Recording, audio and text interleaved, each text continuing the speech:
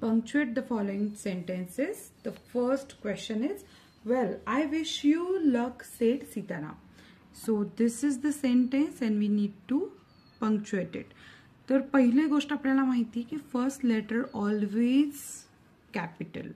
So इथे W capital येणार आहे. वेल. आता वेल हे काय आहे तर इथे आपल्याला वेल नंतर कॉमा देण्याची गरज आहे कारण हे इंट्रोडक्टरी वर्ड आहे तो वेल. आणि आय हा कायमच कॅपिटल असतो.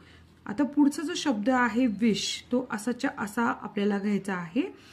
विश यू लक. आपण म्हणतो ना बेस्ट ऑफ लक तसं विश यू लक. आता हे काय आहे हे संभाषण आहे आणि संभाषण आपल्याला कायम काय करायला लागतं इन्व्हर्टेड कॉमा मध्ये ठेवावं लागतं.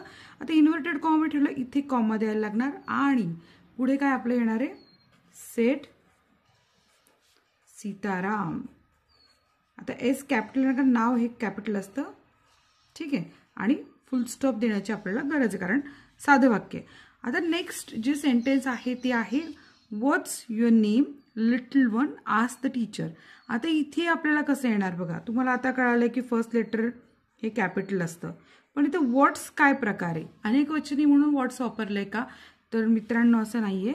व्हॉट इज चा शॉर्ट फॉर्म व्हॉट्स आहे तर तो लिहिताना आपल्याला इथं ॲपॉस्ट्रॉफी द्यायची आणि व्हॉट्स अशा प्रकारे लिहायचंय. तर व्हॉट्स युअर नेम तुझं नाव काय.